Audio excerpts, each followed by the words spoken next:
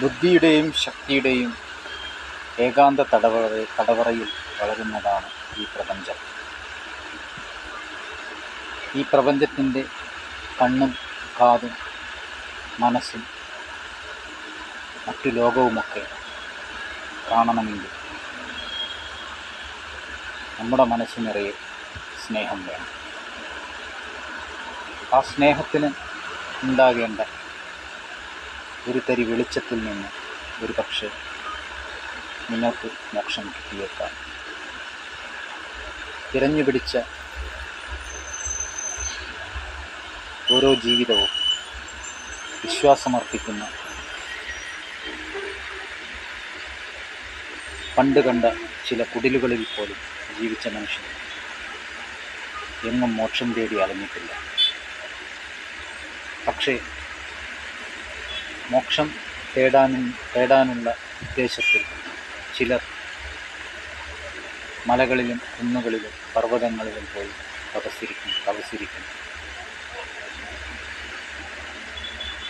ചിന്തയുടെ ഓരോ ഉയരങ്ങളിലും തപസ്സെന്ന മാന്ത്രിക ശക്തിയുണ്ട്. അതിനെ വരവേൽക്കുന്ന മനുഷ്യൻ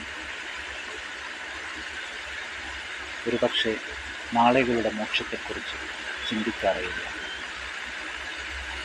നമ്മുടെ മനസ്സ് നിറയുന്ന സന്തോഷവും സ്നേഹവും മറ്റുള്ളവരെ കെയർ ചെയ്യുന്ന ഓരോ വിശ്വാസവും നിങ്ങളുടെ ബുദ്ധിയിൽ ദിനംതോറും മോക്ഷപ്രാപ്തിയിലേക്കുള്ള ദൂരത്തിൻ്റെ അകലം കുറച്ചു തരുന്ന ഒരു ജീവിത ഉപാസന നിങ്ങളിലൂടെ വളരുന്നുണ്ട്. ആ വളർച്ചയുടെ അവസാനം തന്നെയാണ് മോക്ഷം. അല്ലാതെ ഒരു പാറക്കെട്ടിനുള്ളിലൂടെ ഓക്സിജൻ ഇല്ലാത്ത, വായുവില്ലാത്ത ഒരു ഇടുങ്ങിയ വഴിയിലൂടെ നമ്മൾ സഞ്ചരിക്കുമ്പോൾ അവിടെയൊന്നും മോക്ഷം കിട്ടാനുള്ള ഒരു വഴിയുണ്ട്. നിന്ന നിൽപ്പിൽ നമ്മളെങ്ങോട്ടും പാറിപ്പോകാത്ത ഒരു കാറ്റ്, അത് ഭൂമിയിലെ കാന്തിക വലയത്തിൽ നമ്മളോടൊപ്പം. ആ വലയത്തിനുള്ളിലെ പ്രധാനപ്പെട്ട ജീവിത സാഹചര്യങ്ങൾ നമ്മുടെ അവസാന നാളുകളിൽ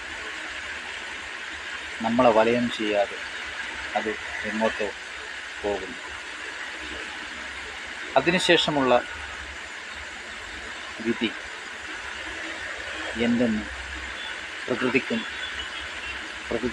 പ്രകൃതി ശക്തിക്ക് മാത്രം അറിയുന്ന ഒരു കുസ്വപ്നമായി,